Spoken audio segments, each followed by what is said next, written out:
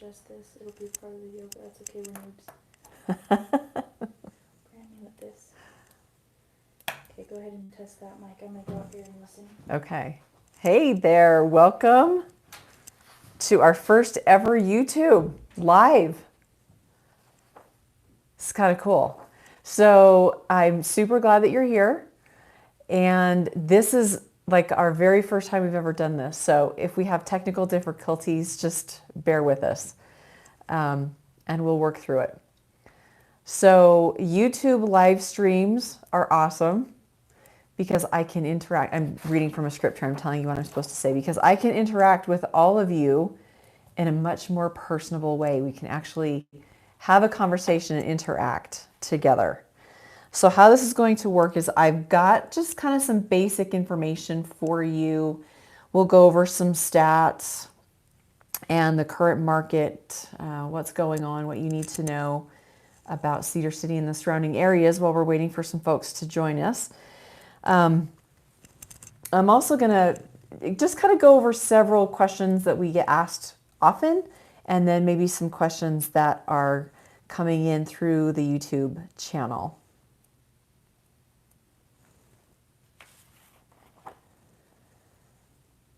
You can submit your questions via the comments. So if you can find that little comment, that little chat box, if you type in a comment, if you have a question, then I will be able to see it and I will answer it to the best of my ability. Okay, let's get started. First, let's do a little just quick market update.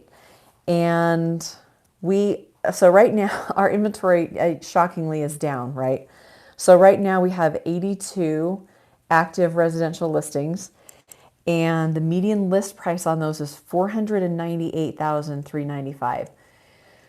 That's high for Cedar City and the surrounding areas to be knocking on the door of a $500,000 median list price. That's interesting.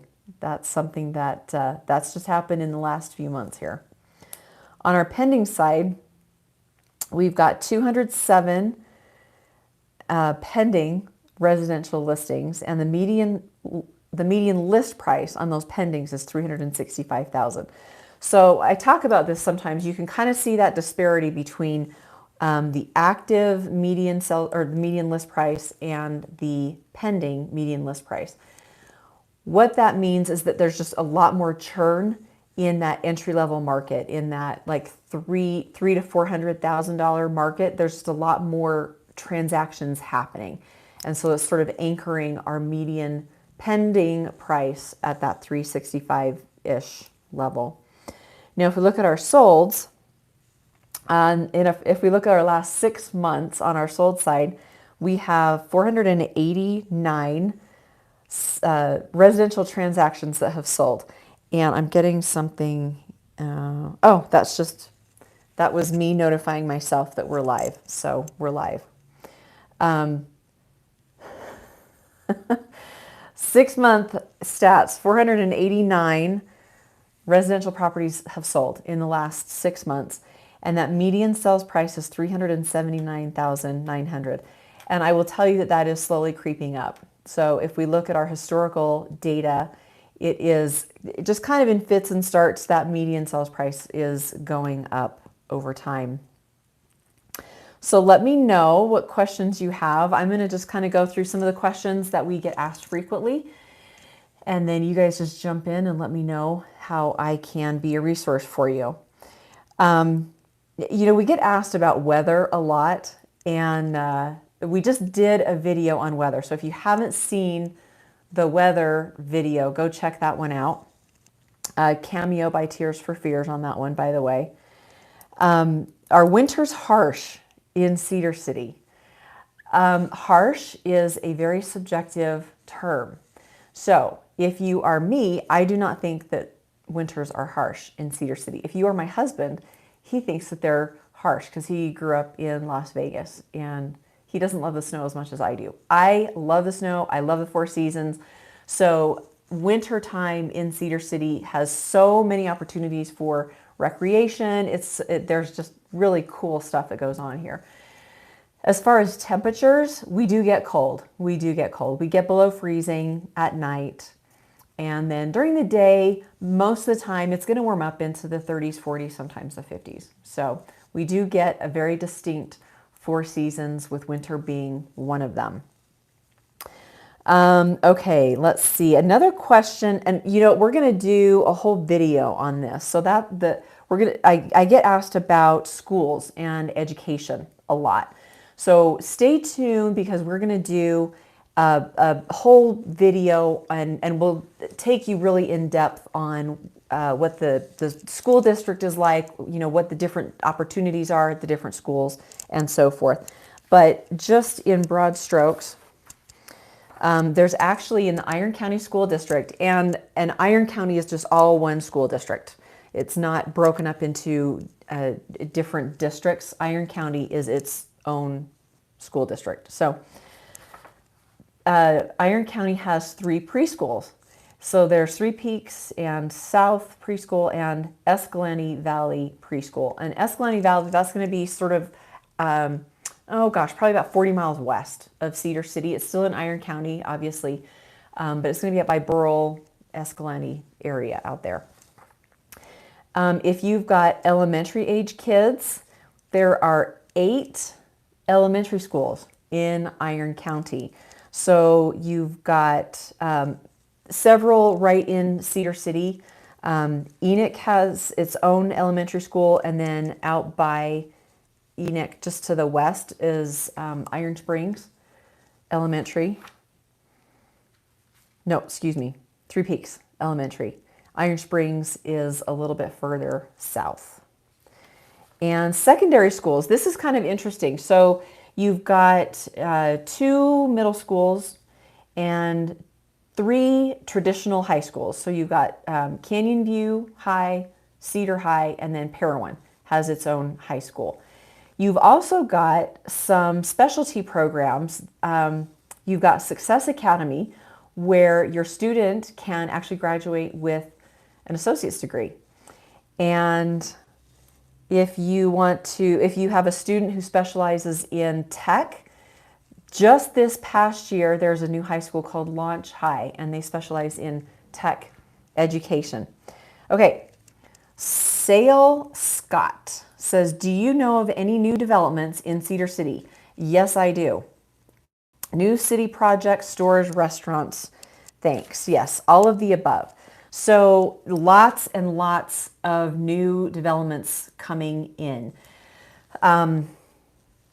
There's everything from, there's a handful of new townhome projects. There's a couple of 55 and older communities. Now, these aren't communities that are legally designated as a 55 and older community, but they're geared toward that demographic, that 55 and older buyer. And then we've got several developments where you can just go in and buy a lot. I did a video on all of the new developments that are coming in, and we took you through everything from, the little D.R. Horton projects to Old Sorrel to Saddleback Ridge.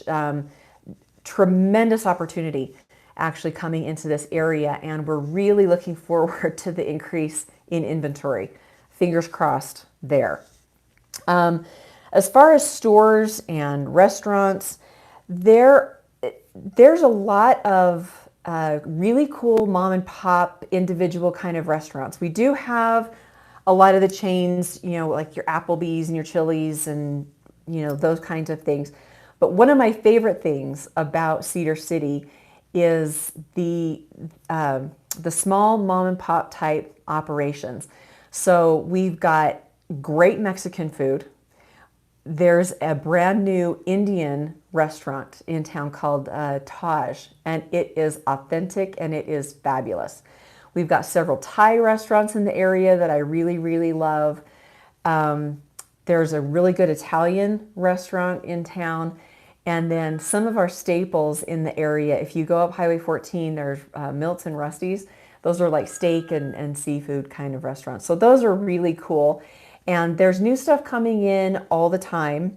I think there's going to start to be some more development on the north end of town. I think the north end is starting to get hot. So watch the north end of town, like like Ashdown Forest and Fiddler's Canyon and going north and kind of connecting into Enoch. I think you're going to start to see some commercial stuff going on there. As far as stores go, that's a really interesting topic.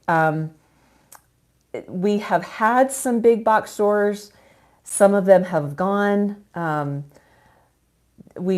course, we've got a super Walmart. So I think we hit the big time when we got our super Walmart. We've got Home Depot, so that we have a handful of the big boxes, but I'll tell you, we've really got some great small local things too. So if you're coming to the area and you're looking for that kind of thing, we will be able to help you find it. There's lots of good stuff going on. And I'm getting a phone call. I'm going to ignore that. Okay, I hope that answered your question, Sale Scott. And thank you for tuning in, and thank you for asking those great questions. So let me continue on talking about new developments and things that are coming into the area. Another question I get asked a lot, and everybody's talking about, is Cedar City growing? Well, yes, every place in Utah is growing. So Utah right now as a state ranks as the fastest growing state in the nation at a growth rate that is over twice the national average. So I say this a lot, we've been discovered, not just in southern Utah, but all of Utah has been discovered. So there's a lot of people who want to move here.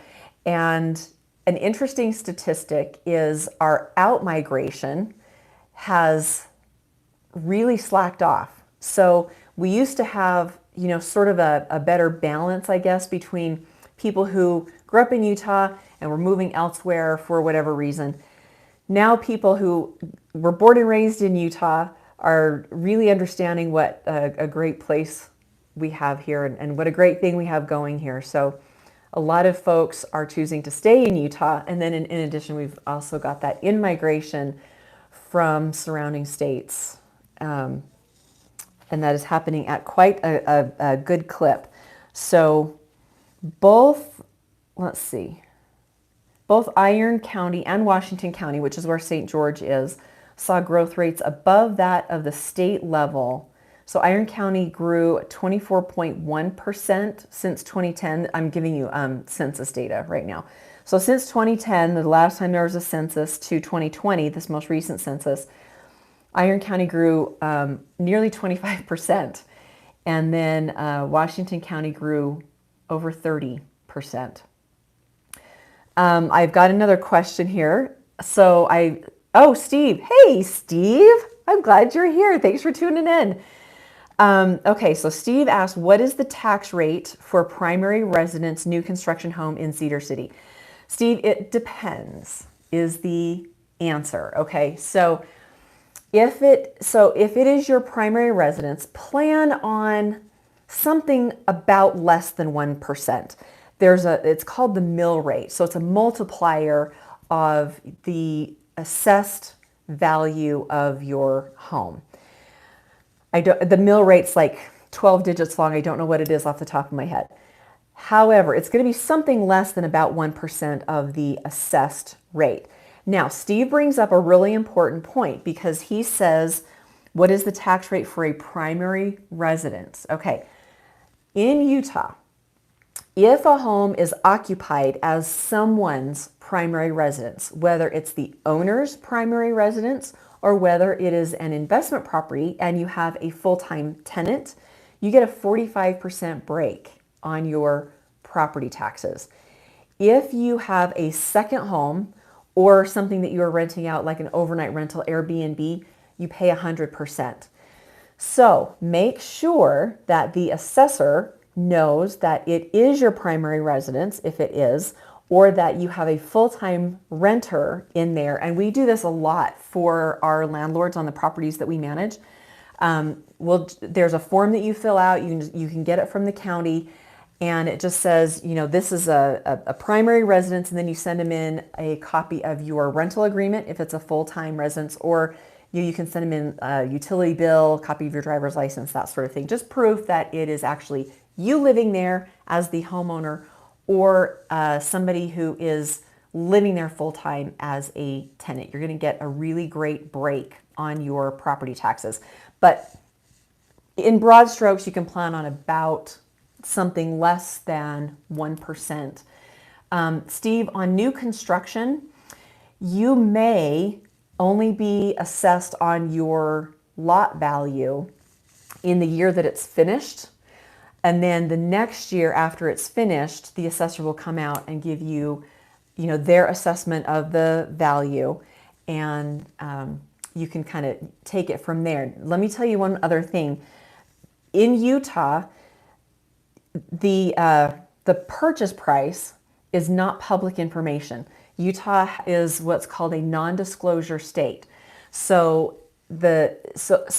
in some states, I know at least in like Nevada, our neighbor, you can look up on the county and see what your neighbor paid for their home. You cannot do that in Utah. You can look up the assessed value. And the assessed value is not, it doesn't really have anything to do with the price that was paid for it. The assessed value is a formula that the county assessor goes out and they'll take 20% of the county every year. So it takes like a 5-year cycle to get around to the whole county. And they will look at the value of the surrounding properties. They'll look at, things like whether your home has a finished basement or not, the age of it, any upgrades that they know about, and so forth. And then they kind of do an aggregate in order to get you your assessed value. So it's a little bit different in Utah relative to some of our surrounding states, because the assessor cannot legally, state law, they cannot legally just say, oh, you purchased it for this price, and so we're going to assess you at that price. It's a little bit more complicated process. And if you have questions on that, we actually did a video, I want to say like maybe 6 or 7 months ago. So you can go check out that video, and I took you through the whole entire property tax form and how that intersects with how the assessment is and how you're being charged for those property taxes. There's multiple taxing entities in the area. So you've got the school district, you've got the city, you've got the Water Conservancy District. I want to say there's a total of 5 different taxing entities. So if you have further questions on that, go grab that video that I did, because I went through the whole thing. And that's, Steve, I'm glad you're here. And that was a super awesome question. Okay, let's go back to talking about growth. One of the things obviously that we talk about all the time, and everybody is talking about it, is inventory levels. And that has been an issue that has been, of course, exacerbated by the great numbers of people who are moving to the area. So while the number of places to live grew faster than the rest of the country, with 17.5% growth in housing units, it didn't grow as quickly as the population did, which went up 24%. So we just don't have enough homes for people. Whether you're talking about a home to purchase or something to rent, there's just a real struggle right now getting our folks into a great fit on the homes. That said, we have been able to put a good number of people into some new construction, which isn't really considered part of our existing inventory. So I've got a lot of clients who are coming to the area, and we're able to help them get into a rental while they're waiting for their home to be built. So they're not taking something that is existing in inventory, but they're actually creating kind of their own inventory. So we are finding some creative ways to help our folks through this housing thing that we are in right now. Let's see, I think I killed that one. Okay. This is a good one. Okay, so how does a first-time home buyer be adequately prepared to make a successful purchase in a market like this? I love this question, and I love first-time home buyers. I've been doing this for 24 years, and I will never get tired of working with first-time home buyers. It's just fun. I just love to take people through this process. I love second and third-time home buyers too, and I love investors. I love all of you. I love sellers. I love all of the real estate people, all of them. You're my people. If you are a first-time home buyer, and really this is true not just of first-time home buyers, but of anybody looking to purchase. If you are a first-time home buyer, we don't have to worry about you selling an existing property, right? So the process should be a fairly less complicated. The first thing we're going to do is we're going to take you to one of our fabulous local lenders, and we're going to get you pre-approved. So the lender is going to look at your debt, going to look at your income. You are going to have to show that you have enough income to pay back your loan in addition to any other debt that you're carrying. And that debt load varies, but most of the time they don't like to see, they call it the back end ratio, your full debt load above about 40-45%. Different loan programs have different criteria for your front end ratio, which is just your mortgage payment, and your back end ratio, which is all of your other debt. So we'll make sure that you get pre-approved. If you are a first-time home buyer, there are some really good programs available. So a really popular one, of course, is FHA. FHA, you need to have 3.5% down, and then of course you got to have another little bit for your closing costs. So 3.5% down on an FHA loan. FHA is a pretty forgiving loan. So I've had clients who have had bankruptcies, less than stellar credit, maybe, and the FHA is a really great loan product to help people get into their first home. It doesn't have to be your first home. FHA is a great product for a lot of folks, and a lot of people will use it for their second, third, fourth home. Another program that we have here locally that I really, really love is called the USDA. It's a program that is specific to rural areas like Cedar City and Iron County. And the reason I love it, it's a little bit different program. It's actually administered by the United States Department of Agriculture. So it's not like a Fannie Freddie type product. One of the things I love about the USDA loan is it does not have monthly PMI, or private mortgage insurance. So if you're looking at an FHA loan and a USDA loan, a lot of their qualifiers are the same. The USDA loan has income caps on it, where most of the time when we talk about, qualifying for a loan, we're talking about how much money do you make and then what you qualify for. On a USDA, it's like you can't make more than a certain amount depending on the size of your household, because it's a subsidized loan. So your interest rate is going to be lower. It's also a fairly forgiving loan, and it doesn't have the private mortgage insurance that an FHA loan product will. So your monthly payment, more of that can go toward your principal and interest. Very good program. Of course, we can also put people in conventional programs. There's a lot of different choices right now, and especially with interest rates going up the way they are, getting that pre-approval and really finding that great fit for a loan is really important. So the first thing we're going to do is take you to one of our great local lenders. They're going to do a pre-approval process with you. They'll look at your income, they'll look at your debt, take a look at your tax returns, all of that kind of stuff, and make sure that you have adequate understanding of what you qualify for. Once we have that, then we are off to the races, and we will go find you a house that is a really, really great fit. When we're looking at houses, back in the old days, we used to be able to look at a bunch of houses. Right now, with our inventory levels the way it is, you might have 5 or 6 choices in whatever given price range. And so we'll take you out, and things are moving fast. So you want to be ready to really pull the trigger and make that decision if you find something that you like, especially if you fall in love with it. Another thing to kind of be prepared for is we are still seeing multiple offers. It's going to be interesting to see with the increase in interest rates, how that affects that multiple offer situation, and how we need to deal with that going forward.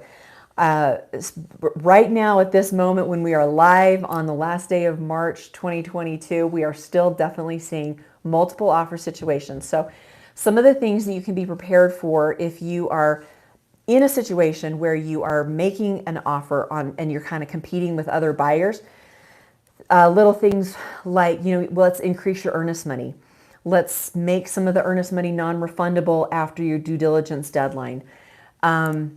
If you have some cash and we can write it in, we can do what's called an appraisal gap coverage. So if that contract amount is being bid up over list, and we might be a little bit worried that the appraisal isn't going to come in, you can say, all right, if the appraisal comes in here and our purchase price is here, I am willing to make up that gap with cash out of my pocket. Now, not everybody wants to do that or can do that. It's an option that is on the table. It is an arrow in our quiver. Something else that we like to do is have a really good conversation with the listing agent. So what's important to the seller? Do they need a longer closing? Do they need a lease back? Do they need a shorter closing?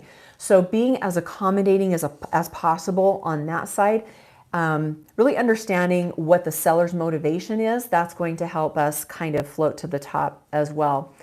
And one of the things that we've been really successful with is using an escalation clause. So say you go in and you're purchasing a property and for $320,000. But you know that there's 3 or 4 different competing offers. And so we'll say, okay, our offer price is $320,000, but we're willing to go up to $330,000. I'm making these numbers up. And so we'll put a cap on it of say $330,000, and then we'll go in increments of maybe $1,000 or $2,000 or whatever above the next closest purchase offer, so that we'll be ahead of anyone else that's competing. So there's things that we can do to help our offer really float to the top and really be very appealing to the sellers. In our current market, sometimes we need to use 1 or 2 or all of these little incentives to get the home that you really want. So be prepared for having to use some of these techniques. Be prepared to act really quickly and be able to make a decision when we find something that is a great fit. Okay, I got a really good question. Okay, what is the benefit of hiring a team versus a single agent? This is a really good question. And I will tell you that in the decades that I have been doing this, my philosophy has really changed in the last few years. So the business of real estate, the industry has changed to the point where you really need people to be specialists. And so I have, just in the last couple of years, brought on team members. So when you are working with Jennie Hendricks, you are working with Jennie Hendricks and the team. So I'm telling you guys, I have got the most amazing people to help me and to help you during this process. So if you are working just with a single agent, that single agent has to do all of the things for all of the people. And the transactions have become far more complex than they were even maybe 7 or 10 years ago. So I have decided that it is far more beneficial for my people, for my clients, for my buyers, and for my sellers to have the benefit of some expertise.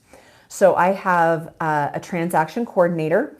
And so once we go under contract, you will be talking to my transaction coordinator, and she is fabulous. She knows everything about the transactions. She is very well educated. She has done real estate for a long time, and she is going to take excellent care of you once that transaction goes under contract. I've also got a couple of buyer's agents who are amazing. And I will tell you, I've got sort of the whole gamut. I've got folks that are going to be a great fit for first-time home buyers, for second and third buyers, for investors. And then of course you always get me too, right? So the benefit of having a team is, you think of it like if you are a basketball team and you've got, point guards, and you've got centers, and you've got all of these people who have really specific jobs, and everybody's got to really do their specific job, and they've got to execute in order to make their team the most successful it can be. Exact same thing on a real estate team. So I've got people who are just really, really dialed in to their particular piece of what we're doing. And it just makes the process so smooth and seamless and really enjoyable for both our buyer and our seller client. So I am so excited that that question got asked. Thank you. Okay. Oh, this is a good one. Can you help with purchasing investment properties? Yes, I can. Yes, I can. I am very passionate about helping people invest in real estate. It is my firm personal belief that investing in real estate is the single best way to build wealth and it's for everybody. It is attainable for just about everybody. And the key to success, in my experience, is you start with one, and then you buy another, and then you buy another, and then you buy another. And you can flip them, you can hold them. Most of my properties I have purchased and I have held, and it's just an amazing way to create wealth for average, everyday people who you wouldn't even think. In fact, I give you a statistic that I ran across the other day. 90% of the rentals in the United States are owned by individuals.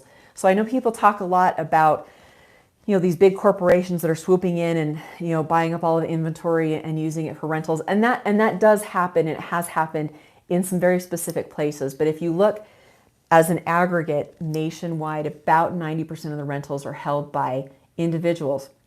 So I love to help investors. I love to help go through the math and look at what is this going to take to make an investment successful? What is the cash flow going to be? What kind of deferred maintenance is there going to be? Do you need a property manager? Are you going to do it yourself? So we'll sit down and we'll go over all of these different little moving pieces, and we'll figure out what your goals are. Whatever your goal is, do you want to do overnight rentals? Do you want to have long-term rentals? Do you want to buy a single family? Do you want to get into more of like a larger 12-plex or something like that? I absolutely love going through that process with people. There's a rental shortage in this area too. So if you are interested in investing, I would love to sit down and talk to you and kind of help you refine what those goals are and then put a plan together to accomplish it. It's a really, really incredible tool that we have available to us. Okay. Let's see. Oh, here. Okay. What areas do I cover? I cover really everything from Beaver County south to St. George.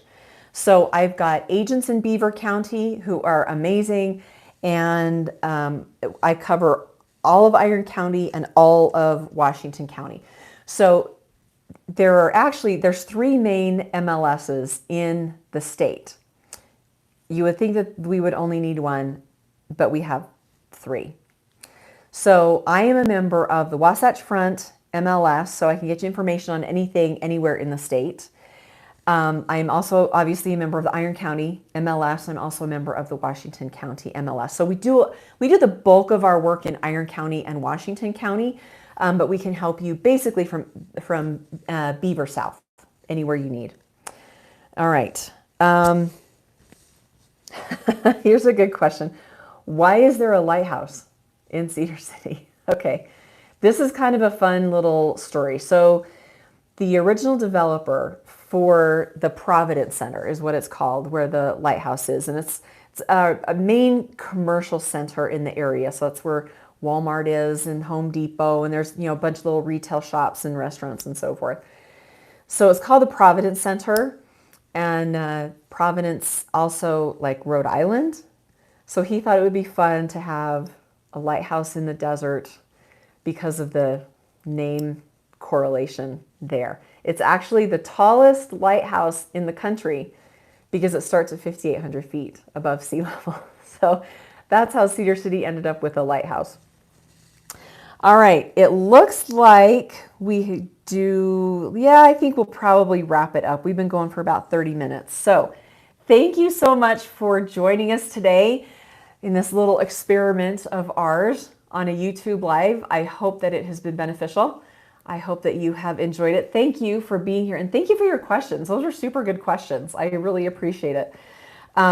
If you are seeing this after the live is over, you can still comment, and I will reach out to you with answers to those questions.